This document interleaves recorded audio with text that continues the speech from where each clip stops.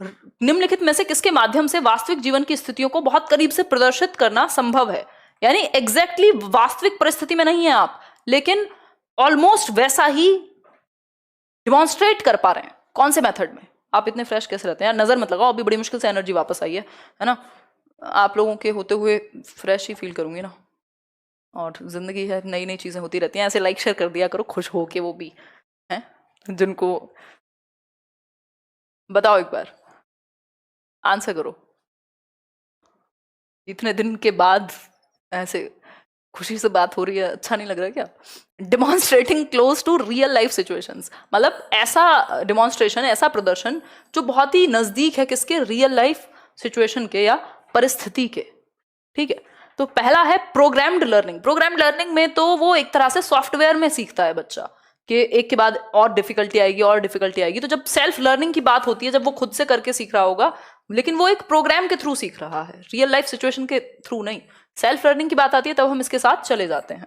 Experiments तो real life ही है भाई, इनमें रियल लाइफ क्लोज कुछ नहीं है, ये तो रियल लाइफ है एक तरह से। जब आप एक्सपेरिमेंट कर रहे हो तो वो तो रियल है ना, डिमॉन्स्ट्रेशन थोड़ी है, प्रदर्शन थोड़ी है। इंटरैक्टिव लर्निंग प्रोग्राम, इसमें भी आप इन्वॉल्व हो। सिमुलेटेड लर्निंग एक ऐसी चीज है जो अपने आप में रियल नहीं है, लेकिन रियल का एक्सपीरियंस दे रही है आपको। जैसे दो लोगों को आपने खड़ा कर दिया, एक को सब्जी वाला बना दिया, कुछ और बना दिया, मतलब वो रोल प्ले जैसा आपने इन्वॉल्व कर दिया। या फिर एक बहुत अच्छा एग्जांपल, जैसे जो डॉक्टर्स को जब मतलब पढ़ाया जाता होगा तो वो एक जो सांस दिलाने वाली एक टेक्निक होती है, उसको जो भी कहते हैं, उसका सिमुलेशन किया जाता है। असली इंसान को तो नहीं लाके रखा जाता कि अगर सांस नहीं चल रहा हो किसी का तो क्या करें। तो ये सिमुलेशन है कि आपने एक नकली एनवायरमेंट वैसा ही, ऑलमोस्ट रियल के जैसा ही बना दिया। ठीक, तो उसको सिमुलेशन कहेंगे। जैसे ये जो टेक्निक है कि भाई ऐसे करके और ऐसे सांस दिलाने की कोशिश करनी, दिस इज सिमुलेशन। ये रियल नहीं है बट बिल्कुल रियल के जैसा है, close to reality, almost copied है वैसा ही। ठीक है, भावेश कह रहे हैं आप मन का विज्ञान मन से पढ़ाती हैं। हाँ, बहुत ज्यादा खुशी होती है मुझे आप लोगों के साथ जुड़ के। नेक्स्ट देखिए, चाहे लेट हो, लतीफ हो, कभी भी हो, बट आप लोग के साथ मजा आ जाता है। क्वेश्चन नंबर 15 देखिए, और ये सब्जेक्ट अपने आप में इंटरेस्टिंग है। The various aspects such as language यानी भाषा, टेक्नोलॉजी यानी प्रौद्योगिकी, इकोनॉमिक सिस्टम यानी आर्थिक जो भी आपके सिस्टम्स हैं, और education and various aspects of human civilisation etcetera are collectively called as. मतलब इतनी सारी चीजें जो हमने इसमें जानी। अरे बहुत बढ़िया Angini, nice name. The various aspects such as language, technology, economic system, education and various aspects of human civilisation etcetera are collectively called as. इन सबको मिला के क्या कहोगे? मतलब टेक्नोलॉजी भी है जिसमें लैंग्वेज भी है, इकोनॉमिक सिस्टम्स भी हैं, और वेरियस अदर सिविलाइजेशन रिलेटेड चीजें हैं। इन सब के कॉम्बिनेशन को, इन सब के कॉम्बो को आप क्या कहेंगे? बताइए। बीबी, वो बीबी बीबी करता था ना, एक कार्टून आता था, मेरे को नाम नहीं याद, मेरा भाई देखता था जब छोटा था। लाइफ देख के मेरे को याद आ गया। देखिए, लाइफ असिस्टिंग एनवायरनमेंट यानी जीवन सहायक वातावरण, सोशल एनवायरनमेंट, बायोफिजिकल एनवायरनमेंट या नेचुरल एनवायरनमेंट। अब ये थोड़ा ईवीएस काइंड ऑफ इन्होंने क्वेश्चन बना दिया। देखो, इसमें सब कुछ ही इन्होंने इन्वॉल्व कर दिया, वो बायोटिक और ये बायोटिक मिला करके बायोफिजिकल बना दिया कि जहाँ इकोनॉमिक सिस्टम भी है, भाषा भी है, नॉर्मल सिविलाइजेशन की और भी चीजें हैं, एजुकेशन है, टेक्नोलॉजी है, एवरीथिंग इज देयर, तो इसको बायोफिजिकल कहेंगे। सिर्फ सोशल नहीं है,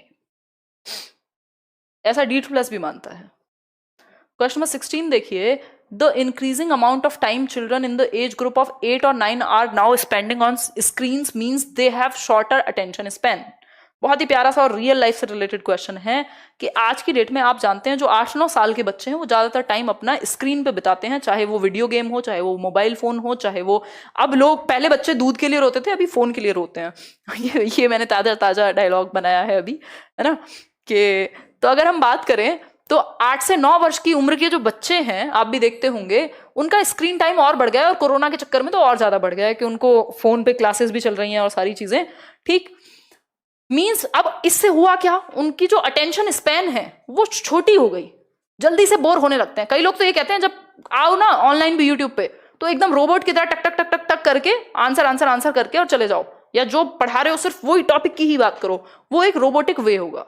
टीचिंग वैसे वर्क नहीं करती है ना, आपको एक ह्यूमन कनेक्शन बिल्ड करना होता है। What do you suggest? क्योंकि हमारी अटेंशन स्पैन इतनी कम है कि हम इंतजार कर ही नहीं सकते। हमने वो देखा ही नहीं ना, जो अभी नए बच्चे हैं कि वो जो कर्सर है वो घूमता है, मिनट तक घूम जाता था, पहले इतना इंटरनेट स्लो होता था। ठीक, तो what do you suggest for the development of children in schools? ऐसी स्थिति में जहां 8 से 9 वर्ष के बच्चों का अटेंशन स्पैन कम हो चुका है, आप क्या सजेस्ट करते हैं एज अ टीचर जिससे कुछ बेहतरी हो? बताइए। पहला ऑप्शन है make parents aware of the importance of yoga for their kids. Sounds good. Replace yoga with physical activities, ये तो दोनों बातें एक ही जैसी हो गई। Introduce yoga and mindfulness classes either as part of the PE यानी फिजिकल एजुकेशन करिकुलम और as an optional lunch time और आफ्टर स्कूल एक्टिविटी, या फिर appointment of a good physical education and yoga teacher in school. देखो ये तो होते ही है, फिजिकल एजुकेशन तो आपका प्रॉपर आप पेपर देते हैं, टीचर बनते हैं, ठीक है। बताइए कौन सा ऑप्शन सही होगा? मैंने ये बी और डी को तो बिल्कुल ही हटा दिया। Make parents aware of the importance of yoga for their kids, सुंदर लग रहा है जानने में। सी ऑप्शन है introduce yoga and mindfulness classes either as part of the PE curriculum और as an optional lunch time, कि भाई चाहे तो फिजिकल एजुकेशन में डाल दो योगा को या माइंडफुलनेस को, कि प्रेजेंट रहना आए, उन्हें बैठ के शांति से टिक के बैठना आए थोड़ा सा। हाँ ठीक है बात, चाहे इसको आप फिजिकल एजुकेशन में डालो, चाहे आप इसको एक अलग से लंच टाइम में या आफ्टर स्कूल एक्टिविटी के रूप में इन्वॉल्व कर दो, तो ये ज्यादा बेहतर ऑप्शन है। क्यों? क्योंकि इसमें सॉल्यूशन बहुत ही विस्तार से बताया गया है। सिर्फ पेरेंट्स को इंपॉर्टेंस बताने से क्या होगा, आपको तो स्कूल में इंप्लीमेंट भी करना है। पेरेंट्स कोई दुश्मन थोड़ी है, वो तो खुद ही कहेंगे, वो आके आपसे कहेंगे हम तुझे रोज कहते हैं ऐसे योगा कर ले, देखता ही नहीं या देखती ही नहीं। ठीक है जी, आगे बढ़े। क्वेश्चन नंबर 17 देखिए। Why gardening with kids in school helps learning, यानी अगर आप स्कूल में गार्डनिंग का भी मौका दे रहे हैं बच्चों को, बागवानी का भी थोड़ा मौका दे रहे हैं, तो वो सीखने में कैसे मदद करेगा, ये पूछा है। बताइए एक बार, जवाब दीजिए, जवाब दीजिए, जवाब।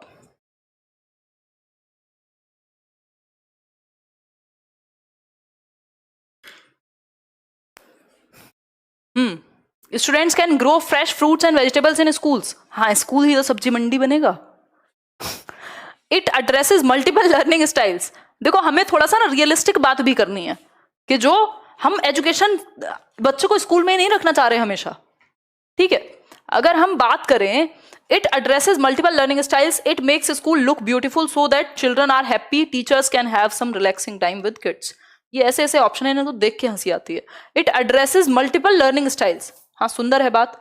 स्टूडेंट्स कैन ग्रो, देखो बच्चों को यहाँ पे कुछ ग्रो करना है तो वो घर पे भी आप कह सकते थे उनको, है ना, जरूरी नहीं है। बात ये आपको ये देखना है बच्चे को ये एक्टिविटी करा के इनडायरेक्टली फायदा क्या है। फायदा ये है कि उसके सेंसेस जो हैं वो इन्वॉल्व होंगे। Multiple learning styles, multiple learning styles हो सकता है एक बच्चे को सिर्फ गार्डनिंग के बारे में पढ़ के ही अच्छा लग जाता हो, एक बच्चा जिसको जब आप मौका देते हैं कुछ करने का तो वो बहुत अच्छे से सीखता है। तो जो बेसिकली 3 प्रकार होते हैं लर्निंग स्टाइल के, एक है ऑडिटरी यानी सुन करके सीखने वाले लोग, दूसरा होता है आपका विजुअल लर्नर्स जो 60% से भी ज्यादा हैं, मतलब जिनको वीडियो में दिखा दो या टीवी में दिखा दो, बोर्ड पे दिखा दो, कोई एक टीचिंग लर्निंग मटेरियल दिखा दो, वो जल्दी से सीख जाते हैं। और तीसरे होते हैं काइंस्थेटिक, काइंस्थेटिक होते हैं जिनको एक्टिविटी करके समझ में आता है। तो तीनों प्रकार के लर्निंग स्टाइल्स यहाँ कवर हो जाएंगे। कैसे? जो देखने वाला बच्चा है वो देख भी रहा होगा, भाई पेड़ है पौधा है उसको कैसे उगाते हैं, टच करेगा। जो काइंस्थेटिक है वो टच फील करके एक्टिविटी करेगा। जो सुनने वाला है वो टीचर की बात भी सुन रहा होगा कि कैसे कैसे करनी है। तो ये मल्टीपल सेंसेस को या मल्टीपल लर्निंग स्टाइल्स को केटर करता है, इसलिए बेटर ऑप्शन है। अब 3 क्वेश्चन और बचे हैं बस। आपका बहुत बहुत धन्यवाद, इतनी रात को आपने आज समय निकाला, लेट हो गए हम थोड़ा। 9:15 पे कोशिश करेंगे। Developing national parks and wild life sanctuaries in relatively undisturbed areas is an outcome of which of these values. यानी कि आप नेशनल पार्क्स आप जानते हैं भारतवर्ष में हैं और वाइल्ड लाइफ सेंचुरीज हैं, ठीक, वो ज्यादातर ऐसे एरियाज में डेवलप की गई हैं या उनको बनाया गया है जहां बहुत ज्यादा डिस्टर्बेंस नहीं है, जहां बहुत ज्यादा शोर शराबा नहीं है, ठीक है, जहां बहुत ज्यादा हल्ला गुल्ला नहीं है, जहां थोड़ा जंगल का माहौल है। धन्यवाद अंगिनी तिवारी। ठीक, तो ये किस वैल्यू को ध्यान में रख के ऐसा किया गया है, बताइए, आंसर कीजिए। किस वैल्यू को ध्यान में रख करके ऐसा किया गया है? सोशल वैल्यूज, एस्थेटिक या सिविक या फिर कल्चरल वैल्यूज? भाई है तो समाज के लिए ही, उसमें समाज में प्रॉब्लम क्या है? मेन मुद्दा है एस्थेटिक वैल्यूज का, कि जो जंगल है वो स्पेसिफिकली ऐसी, वो हमें, हमारे अंदर एक एस्थेटिक सेंस भी तो है ना, हमें चीजें देख के अच्छा लगता है। जब आप पूरा नेचर ही नेचर देखते हैं, आसपास ग्रीनरी देखते हैं तो आपको अच्छा लगता है। वो अच्छा लगना क्या है? हमारा एस्थेटिक वैल्यू है कि हमें सुंदर चीजें अच्छी लगती हैं या एक डिफरेंट जो नेचुरल चीजें हैं वो हमें अच्छी लगती हैं। तो हमारी उन वैल्यूज को ध्यान में रख करके ऐसी चीजों को ऐसे एरिया में बनाया गया है जो अनडिस्टर्ब्ड है।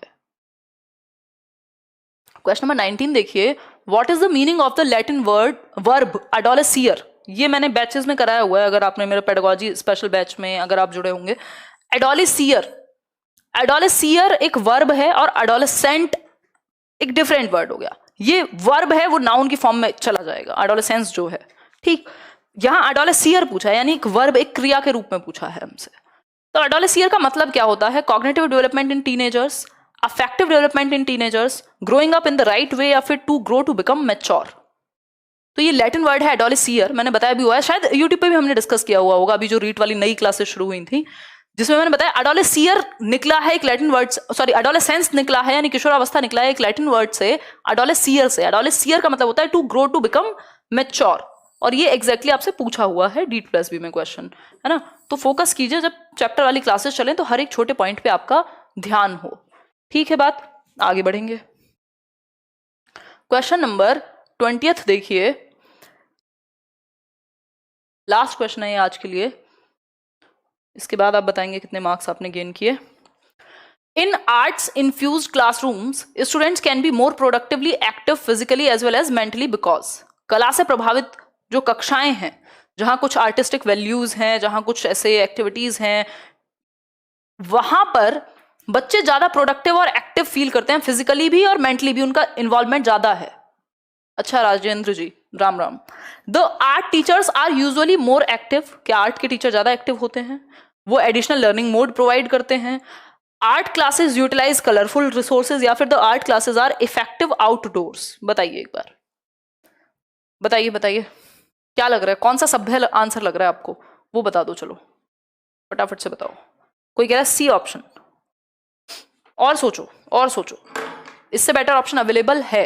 ये आखिरी सवाल है, कितने ठीक हुए आज ये आप कमेंट सेक्शन में बता दीजिएगा जब आपका सेशन समाप्त हो जाए और आप फ्री महसूस करें। बताइए एक बार। देखिए, सिर्फ the art classes utilise colourful resources, हाँ कह सकते हैं। इफेक्टिव आउटडोर्स, ऐसा जरूरी नहीं है कि आर्ट्स की क्लासेस में सिर्फ आउटडोर एक्टिविटी ही होगी, यूजुअली मोर एक्टिव कह सकते हैं।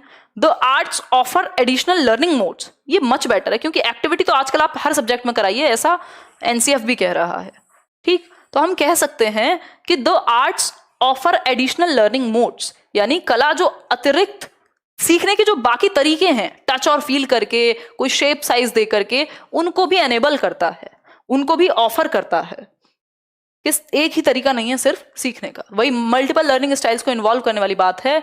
आज का सेशन, आज का डिस्कशन स्पेशली अगर आपको पसंद आया हो, क्वेश्चन तो आपको जहां चाहे मिल जाएंगे, डिस्कशन अगर आपको अच्छा लगा हो तो ये सेशन आप लाइक कर सकते हैं, शेयर कीजिए, ताकि और लोग जो टीचिंग की तैयारी कर रहे हैं, अगर इफेक्टिव लगता है आपको डिस्कशन तो वो जुड़ पाए।